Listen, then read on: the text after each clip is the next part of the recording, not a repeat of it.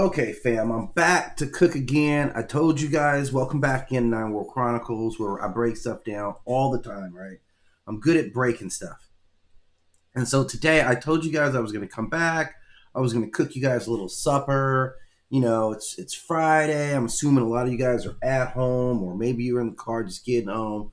So this is kind of mellow cooking for your noodle right now. This is some noodle soup right now is what I'm gonna whip up for you guys here, based on understanding aliens, right? Not all the aliens, but a couple of the most significant alien species that you got to be up on. These are the ones that we really hear about a lot in culture, about in mythologies. Is these three groups right here, and I'm going to tell you right now, long history with all these, a long history. Whether these guys are just really out there, or whether this myth is just nonsense. So what we're talking about right now is, you can see them, man. You see the Pleiadians, right? You see the Greys right up above me, and you see the Reptilians, right? So right off the bat, we know who everybody is. We already know who everybody, all the major players in this game are, right? These are really the bad boys, or the most notables of alien species out here. The guys that show their faces all the time. And we've been talking about these guys for so long that I don't know if they're not real, and I'm just going to be 100 with you on this. So I'm just pulling up some information on these guys here, because understanding your alien triads, man, this is a lot, because they never go away and they're always there. And we keep seeing them. Now, all these guys are linked to some ancient types of mythologies, right? Like the Greys we see everywhere. Like, I'm not ready to get to the Pleiadians just yet, right? I'm just kind of going over the overview. So let's go back, right? Let's go back here. Hang on, if I can make this thing operate right. All right, there we go. Because I'm not done talking about it. Like, we got the Greys, right? We got the Pleiadians. Now, we know all these guys from myths, like ancient myths, and I'm going to break down each, but also modern myths. So we're still talking about these creatures. Like the Pleiadians, I'm going to tell you right now, based on my research, on our research, I believe that these guys are also gods. I think they're the Vanir, and we're talking about them. Like, these guys are everywhere. Even modern culture talks about these. And we play in these, like, we've been playing in these guys as much as we've been playing with any set of gods, any pantheon of gods. We've been messing with these guys. We have a whole subset, and the alien conspiracy myth kind of crosses over a little bit with, like, mythology. Like, it's into that now. Like, it's ultimately the same type of mythology, right? So we get that part. So I'm gonna go into it. I'm gonna give you the rundown, the breakdown, and the get down on all these, right? So I'm starting off again. You probably saw that already. I mean, I blew the surprise, right? I did that. But we're starting off with the Pleiadians. Now, I'm starting off light on you guys, right? The Pleiadians, out of everybody here, these are the guys that you could trust, right? These are the Pleiadians, right? The Pleiadians you can trust because they're basically here to help us. Now, the Pleiadians come from a very specific star system called the Pleiades star cluster, right? I'm going to show you this Pleiades star cluster because it's important when you guys be able to look into the night sky. You can't say you didn't learn anything today from now. You can't say that you didn't come over here and didn't learn something today. Let me pull this up for you guys, right? All right, so when you see this, the Pleiades star cluster, it's called the Seven Sisters, right? This is the star cluster you got to be up on. You have to be up on this one, right? Because it's linked into so many mythologies, okay? This is real talk. This is linked, like the Taurus star system is linked to Aldebaran. Aldebaran is within this. That is said to be where the Aesir, right? Where the Greek gods are said to come from, is Aldebaran. I believe that's the name of it, Aldebaran. Now, the Vanir, remember, if you listen to the story, if you read the Norse mythology, they talk about two sets of gods, right? They talk about the Aesir. Those are the ones that we know about. That's Thor, that's Odin, right? That's those, Balder, right? They're all Aesir.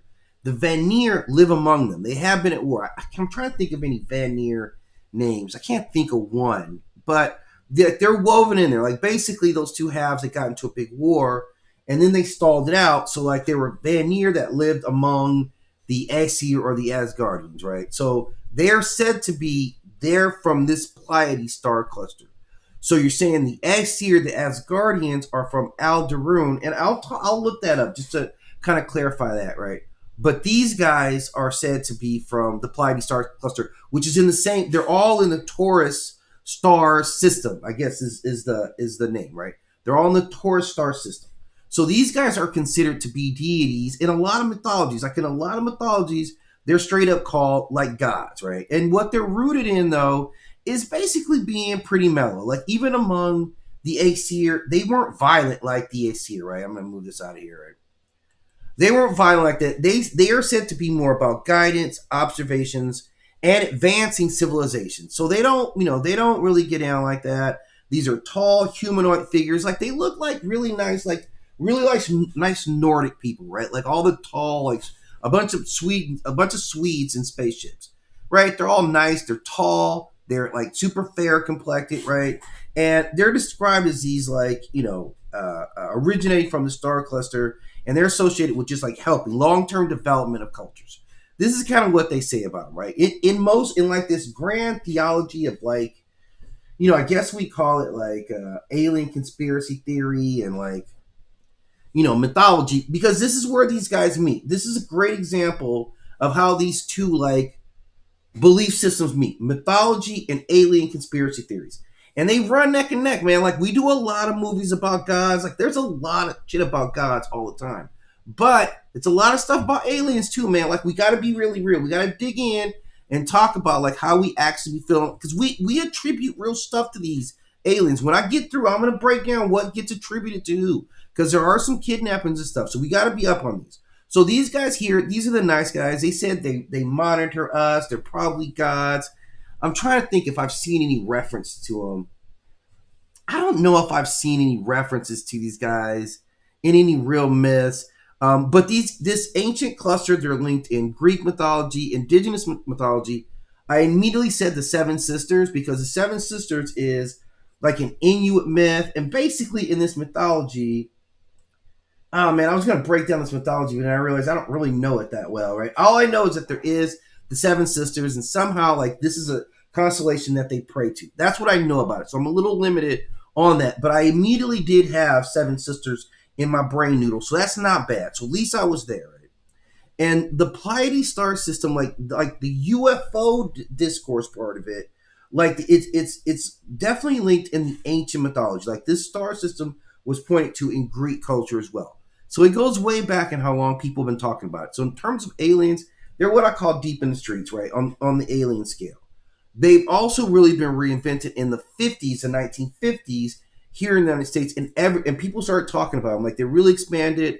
Like a lot of the New Age stuff. Like if you want to learn about the Pleiadians, talk to New Age people, because New Age people are all up on it. It's kind of crazy. I wouldn't have thought like you guys are all New Age people are all up on a specific alien, like enough that they can kind of tell you about it. They'll tell you the star systems. They'll kind of track that stuff for you. Like they actually know what's going on with them. And that's the thing about these guys here, is that they've crossed over. So they're in like, because they're said to be associated with reaching enlightenment, that's where they enter into like the New Age, realm. Now, people have linked them to lots of different types of contacts, including like telepathic communications. They'll see them in like UFO sightings where they're observing humans, right? They have all these common narratives about how they see us, how they interact, like, but they're generally like good information. There's really a development of awareness. There's never any like aggressive. There's never any aggression with these. So we can reasonably say if you meet a Pleiadian, again, I know what I'm saying, but here's the thing: if you meet a Pleiadian, more than likely you're going to be all right. More than likely, right? Per the mythology, right? And these guys generally just want things to be cool. So they're reflected in a lot of our culture. Like the Chili Peppers, Red Hot Chili Peppers talk about the Pleiadians in at least two of their songs. Like I'm a big Chili Peppers fan, right? Like I went to college in Southern California. Like, I graduated like 94 or something like that in Southern California, man. So like I mess with the Chili Peppers, right? I know all about the Chili Peppers. Who also messed with my man George Clinton, who I know George Clinton. Like I actually have conversation with George Clinton. Okay. So we still talk about the Pleiadians in actual songs and literature and cultures. So they're always around, right? So they're always around. But these are your friendly guys here. Like you don't really have to worry about these guys. They're really here to kind of put you up on game, right? To try to teach you some things, right? Now the next one I want to talk about is the Greys. Now the grays are a little different, and the grays we know about as well, right? The grays, the grays are more of that classic look, right? This is kind of the classic alien look of the alien grays. And the reason I say these guys are always around, and they're deep too, man. Like, you know, the grays are way out there in mythology, man. They are deep, deep, deep out in mythology. See if I got this. This is their star system. This is like Zeta Reticulus is the star cluster. So I don't know. If you're ever up in a spaceship and you see it, you know, just looking out the window, you can be like, that's where the grays come from. I don't know where that's ever going to come in useful for you. I'm simply saying that, passing that knowledge on to you. I don't know. I don't know where you might use it. But if you see that star system there, at least you'll be like, look, 9 told me that's where the grays are, and watch out. So this is the information I'm serving to you on a platter. Again, just this is cooked up. These are your cooked vegetables. These are the things that you need for survival strategies, right? These are your cooked vegetables, right? So the grays are there, and this is an old culture that they're linked to this star system. They're about now. These are the guys that like it's really problematic when these guys show up because exactly This is about experimentation. This is about some observation, but about biological studies. They're known for their big eyes and their skin, and these are small humanoid figures with their large heads, gray skin, and minimal facial features. They are widely recognized as the jerks and assholes of the UFO world, because that's what if anybody is probing anybody, if all the stories that you hear about anal probing, that's these guys right here. Let's just get it out there. Let's really get it out there that if anybody is here to capture you on a lonely road and then you say you got anally probed, it is absolutely these jerk offs right here. They never explain why, right? And they kind of try to act like they didn't do that. Now they try to act like, yeah, they weren't really doing that. But yeah, I don't know if I believe them, because why would you guys have such a reputation about anally probing, right? So we know that these guys are down here collecting data for what? We don't know. We never know what they're collecting the data for, which makes it particularly insidious, right? Like, why are you collecting data on us that you have to get out of our butt? That's the most interesting thing. Like, what kind of data do you need? How is it helping you? How is this data actually helping you? I don't think it is in any real way, any measurable way, right? So they're all about controlling these interactions. Like, you might wake up in a room. Like, they're going to be testing you in every way. These guys are all very detached, so their emotional set is different than ours. And they're known, like, they've been really, really popped off since, like, the 40s and the 60s. The first, like, major sci-fi kind of rush of aliens, it was the grays. And they've been kind of standardized. So these guys have been a long history, like, relatively long, but nothing I necessarily see in mythology. Like, I don't know of anything in mythology that really ties them in the way I see the Pleiadians. But they're consistent. There's reports, there's medical examination narratives, there's memory suppression that goes along with these guys. This is common for them, like controlling environments, group operation behaviors. You'll take on more than one human in a specific experiment. There can be a whole group or laboratory full of humans. And they really represent this scientific detachment. Like, that's what these guys are. It's really rough because, like I said, man, any type of like probing you're going to get, it's coming from them. This is at the height of like intelligence, like extreme intelligence, absolutely no empathy. They're absolutely the model of intelligence, zero empathy, zero F's given, right? They don't care at all. In mythical context, like I said, they're not linked to anything else. But man, like, I'm just gonna be rock steady with you guys. Like, I'm gonna rock steady with you guys here for a second, because like these could be popping up everywhere. These dudes are popping up at a disturbing clip. Because let's remember this. Like, look, let me get this to you here. All right, this is Paul. This is Paul in the movie Paul. With Simon, whatever his name is. Oh man, I can't remember this guy's name, but he's done like he was like Shaun of the Dead, Simon Pegg, Shaun of the Dead, and some other pretty good flicks, right? World's End, all that stuff, and his partner Ed, whatever, I can't remember what his name is, but he's great too, right? You are great, homie. If I disrespect you not knowing your name, you're great at what you do, though, by the way, right? Just like you're more still kind of regular forgettable ass dude. I'm just saying, like, you're really good at it though. When I see you on the screen, but I'm not gonna remember you later. I'm not having a conversation about you at post movie, right? I'm just not. Anyway, we can see that Paul is clearly a gray, right? That's what he is. He's clearly gray. You see the eyes, like the skin tone's a little different, but clearly like the slim kind of humanoid body, right? So clearly, like, Paul is a gray. So we get the grays represented right there. And I'm gonna tell you guys another one. I'm gonna tell you another one, right? That's right there. I believe it's true, man. Because if we're gonna be really honest, it's cat ET, man. Like ET ain't that far. Like ET looked like he might have came from south side of Pleiades or wherever they lived at, Zeta Reticula. So they just had a little different skin tone. You know, their face shape was a little different. But he's right there. His people came to observe too. So like the way you guys been trusting and giving ET a pass, I don't know.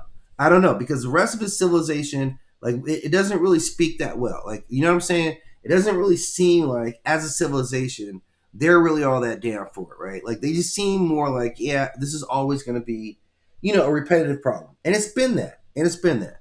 So these are now, these are now the reptilians, and we see them in a lot of close encounter movies. Like this is it, man. They're the Greys, like the close encounter of the third kind. That was also the same type of freakish like gray aliens. Like so, basically, they're a building block. Like these guys are beyond it. They are absolutely the building block. Where I said like the Pleiadians may show up more as like angels. Like some people have even made analogies to the Pleiadians being angels, like the City of a Thousand Planets. They're kind of featured in Stargate a little bit, like the ascended humanoid. I think that was it, man. Like I'm gonna look, hang on, guys. We gotta check that out, man. Stargate might fall into it. Let me see. I don't know. You know what? They've got a couple. Like if you look at Stargate, they have a couple of elements of all these, particularly the Greys, like particularly Greys. So they're really, really strong on the Greys too. So they get a lot of cultural representation, like you know, beyond it. Like we always keep the Greys around. They're kind of our go-to for like I need an alien species. That's kind of what the Greys are. Well deserved because they did set an archetype, right?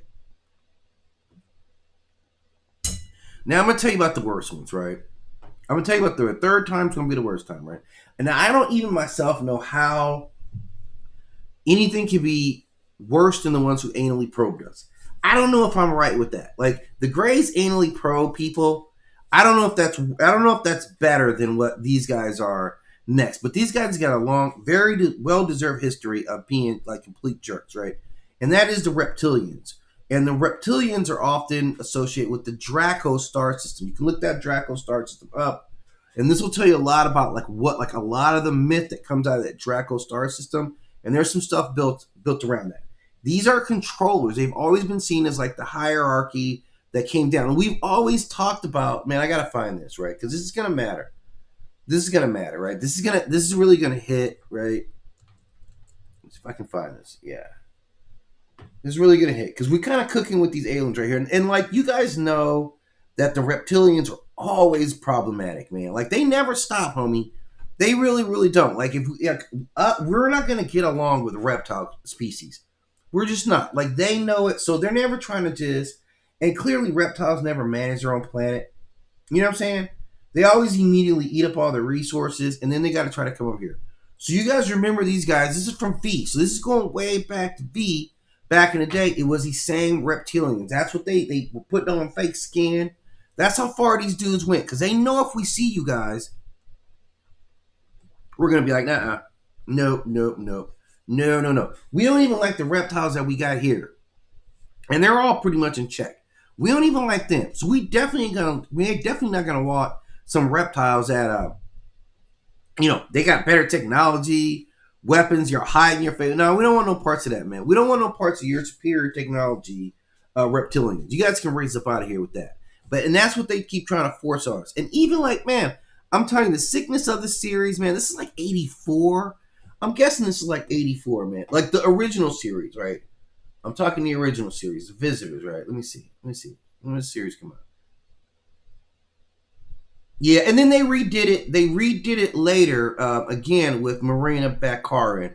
So it's a hell of a series. Like, you know, they did it as a mini series.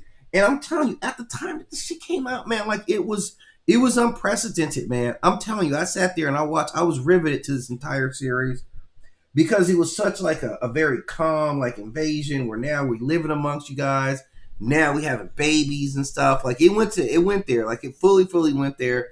The first reptilian mammal baby, and I don't even think I think those two systems are so incompatible that that never works together. But so this is the people that we see. Like these are the ones, man. Like because they're so linked to like mythological reptiles. Remember, we have a lot of Nagas, like I'm gonna show you the Nagas, and this comes from like Hindu mythology as well, right? And they're all about the serpent. Like you got to look at man. Let me see a good one here. They're all about serpents. So a lot of old mythologies are about like serpents who are reptilians, right? Like they're all the same. So all of this was like they all had knowledge. They were all teaching mankind. But these are the guys who these are the ones where we had to get a job. Like, and the job was giving them whatever they wanted. So if you go to like the Indian subcontinent, and you look at some of the belief systems there, especially like the Southeast Asia, you're gonna get a lot of that stuff, right? A lot of that mythology comes from there, like where knowledge comes from these beings, and they extend this influence like over the planet for years, and that they were kind of running stuff, and then they left, and that's when we got to take over. That there's even some mythologies that they basically created us through the need for work staff. Like they needed somebody to go out there and do that work. And so we got the job, right? So, I mean, like, everything, man. Like, this is another good one. This is how scary that these aliens really are, man. Because I'm going to show you another film where they really break it down. Those are the Nagas, right? Like, check these out, though, man. I'm telling you, this is not a joke, man. I'm only doing this because I love you guys, man. And you guys need to know that. Like, it's fucking dangerous out there, man. We're just being real. We're just being real. That there's alien species, and if you don't know anything about it, let me see. Yeah, these dudes right here, right? Let me show you these guys right here. This is the one right here. This is a gross looking thing, by the way. Okay. Come on, where you at, son?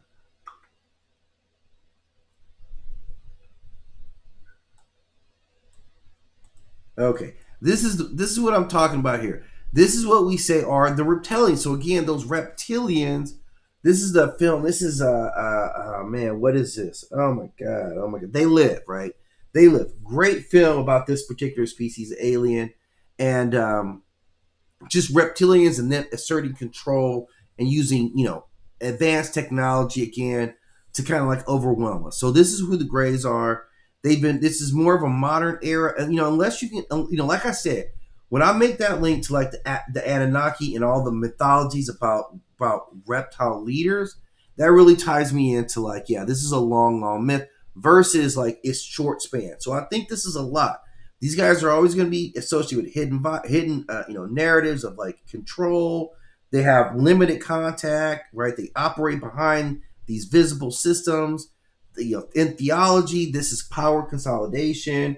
This is like the ultimate empire. This is control-oriented intelligence.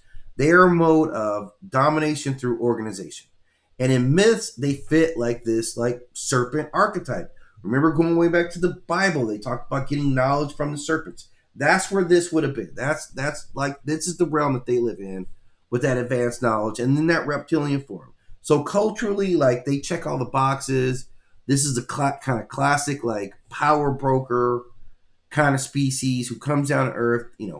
We don't even know that they're running things, but they're running things, right? Like they're 100% running things, like in a corporate fashion. These guys are the corporate aliens. So those are like the alien triad I wanted to get to. Just to break these out, I'll probably break each of these into smaller bits, right? And may go back and talk about them a little bit more down the road. So I'm going to check out right now. I'm probably going to work a little bit more stuff for you guys tonight. In case you guys want a late supper, I'm going to cook something up for you. As always, get that like and subscribe. Let your friends know if you guys enjoy the channel. And I appreciate you guys stopping in. I will be back with a little bit more like good content for you guys.